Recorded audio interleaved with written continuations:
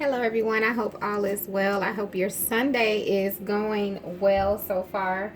I'm going to do a quick and simple but tasty beef stew. For my beef stew meat, I use chuck roast, beef chuck roast. I do not use the beef stew pieces, and all I did was I took the large chuck roast, I cut it in half longwise, and then I chopped them up into the small pieces that you see here. This has been marinating overnight. It's been marinating about 15 to 20 hours now because I actually cut it yesterday afternoon, probably around 3 o'clock, and it's now, well, it's been 24 hours, so my bad. All right, so we're gonna go ahead and get started. I just have my Dutch oven here. I'm going to add a little bit of my bacon grease I had. And I'm going to also add some regular olive oil. And always keep in mind when you watch my videos, you take from it what you can use from it. We don't all cook the same, so you don't have to use bacon grease. This is not a must. I do not have this recipe written down, so I will try to give as much detail and measurements as I can as I go along. So that's melting pretty good. I'm gonna go ahead and start adding the beef pieces here. And as you can see, I have cuts of onion and bell pepper in there. And it's still cold, so it's kind of stiff because it's been in the refrigerator. I just took it out actually. But I know it's nice and flavorful because it's been marinating for 24 hours. So I know that those flavors are deep down in that meat.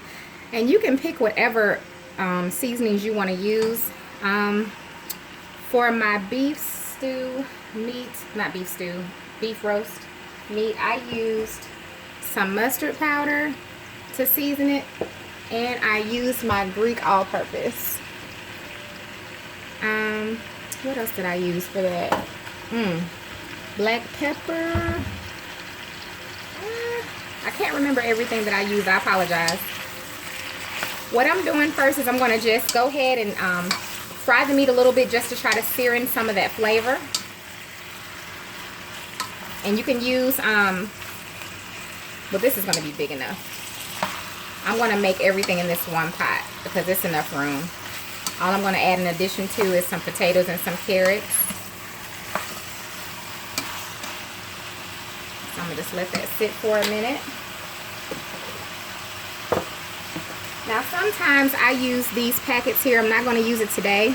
And this is just the generic Kroger brand, but you can get them McCormick. That's if you don't have all the seasonings available. All this has, if you read the back of these packets, you know, people will give you a hard time about using these, but you have these seasonings oftentimes in your cabinet.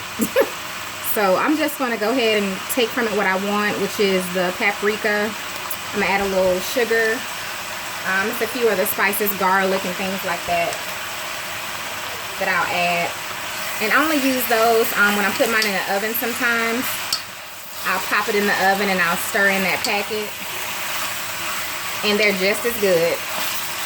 There's no point in going out and buying all those ingredients if you don't already have them in your cabinet. You can just look on the back of that packet and you'll have everything you need right there.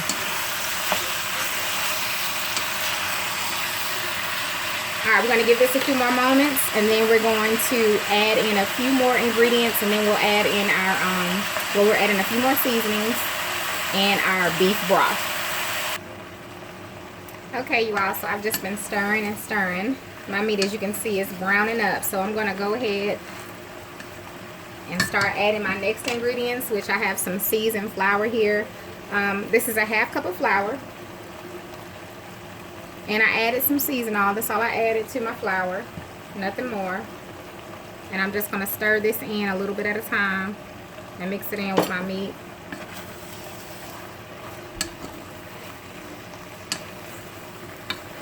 And just keep in mind, you know, it's your recipe is your recipe, however you want to do it. It's up to you, and don't let nobody tell you any different. Especially if you know it tastes good. So we're just going to get that flour tossed through there on the meat and the vegetables.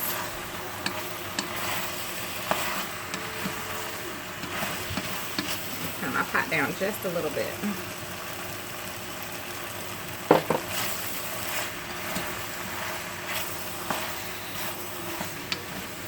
right, and once you do that, we are going to add in, I'm gonna go ahead and start adding in my beef broth, which is here. I heard someone say that generic brand is not real. I said, what? Okay. You know, when you do what I do, you meet a lot of interesting people. I'll say it like that. But it's still a lot of good people in this world. I don't care what nobody say it is. There's some good people out there.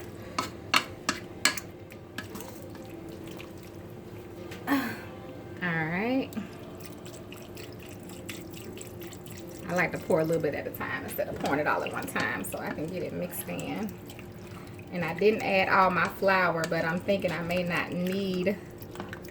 I still got that much left. I don't know if you can kind of see that. So I have not added that yet, but I'll just keep it on standby in case I need it. I don't know if you can tell, but it's kind of thick already, even though I haven't added the rest of the broth.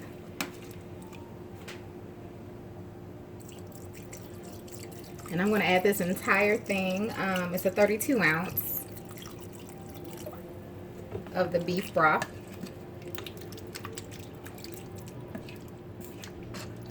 It smells really good. And this meat does not take long to cook. You don't want it to get tough, so I'm not going to let it cook a long time. I'm going to have my kids test it out for me. In about 30 or 45 minutes. Okay, now that I've added all of the broth, next I'm going to add a spoonful of my roasted beef base. I usually use a regular beef base, which I have that too. I'm going to show you all what it is. I get it from Sam's. I get this one from Sam's, and it's really good. They have a chicken and a beef. This one that I'm using today, I got from Walmart, so you should be able to find those in Walmart. I have a roasted chicken, roasted beef, and I have a roasted vegetable. So I'm going to add about that much. It's not much because it doesn't take much, and it's going to brown this whole pot as well as give it some flavor.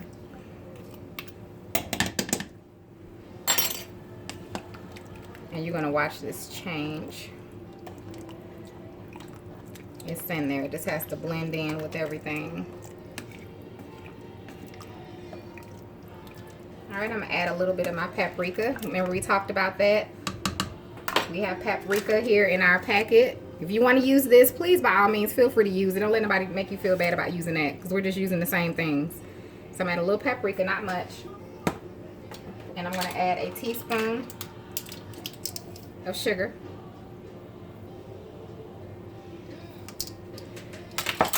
I'm going to add a little bit more of my mustard powder.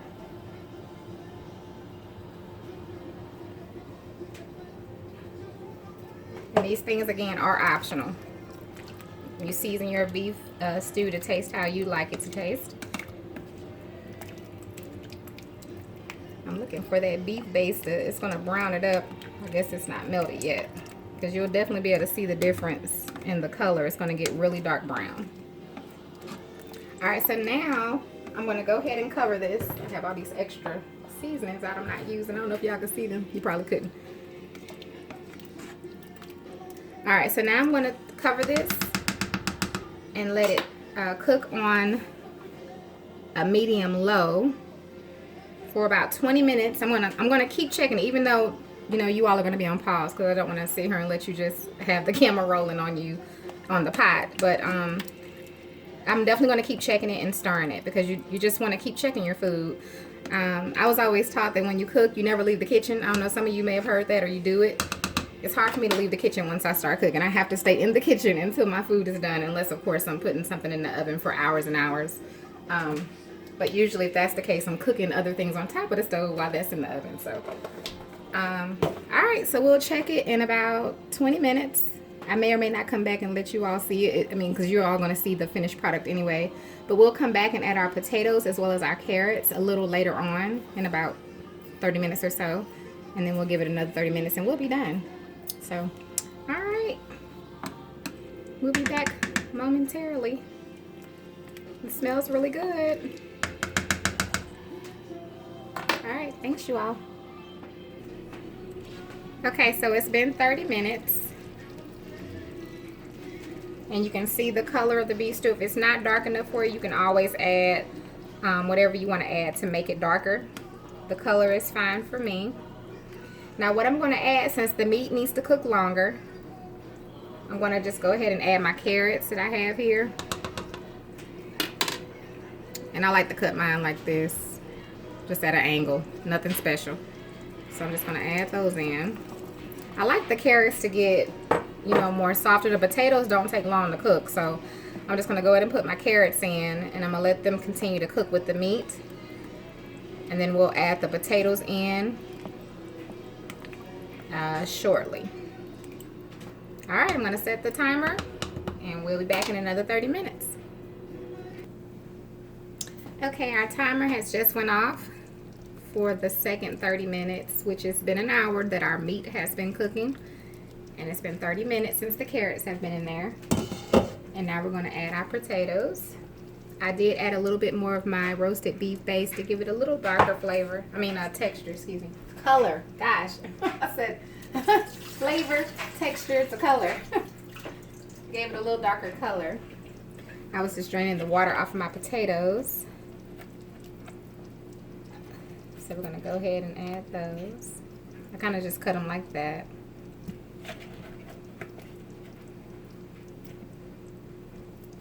This is the last thing we're going to add to our stew.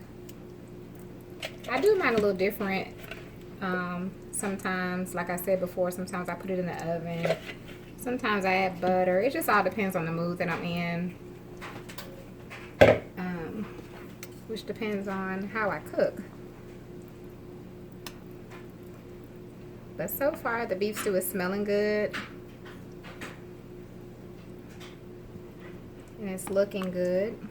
And I'm sure it's tasting good as well. I did taste a little bit of the broth just to make sure that the flavor was on point for my kids tonight. And I had my daughter taste it as well. I'll have her taste the meat shortly. So in the next 30 minutes, this should be done. Depending on where the potatoes are. So once those potatoes get done, because our meat is getting there, but we'll check it in another 30 minutes. We'll just leave it at that. You can cook your beef stew as long as you like to. Just keep in mind that some meats do get tough if you overcook them, so just keep that in mind. But we're just going to cook this another 30 minutes, and I'm going to set the timer, and then we'll come back and we'll check it again. Okay, so at this point, the potatoes are done. Now, depending on you know, how you like yours, you may want to cook it longer. You may not cook it as long. That's all going to depend on how you like yours. But this is pretty much the finished product. Simple, very simple. One pot, only a couple of ingredients, and you have a tasty dish. So that's pretty much it. Just showing you all the finished product. I'll probably just let mine simmer a little longer until the kids are ready to eat, because this is their dinner. So I'll just let it simmer. In my house, it's only a little after 5 o'clock, so I'll just let them, you know, let it simmer until they're ready to eat. There you have it. Beef stew, simple and easy. Thank you all so much for watching. Again, whatever you add to yours, I don't really care for the celery and things like that, and I definitely don't put peas in it. But whatever you like, you just add it to yours, and this is what I like in mine, and it always comes out really good with those flavors and everything. So if you try it, let me know. And if you try that packet too, that packet I showed you, let me know about that too, because it's really a good combination. It's cornstarch and a few other things, paprika, sugar, salt, garlic. It's not too many ingredients you may not have already in your cabinet. But okay, thank you all so much for watching. I hope you have a wonderful, blessed evening, and I'll see you all again soon.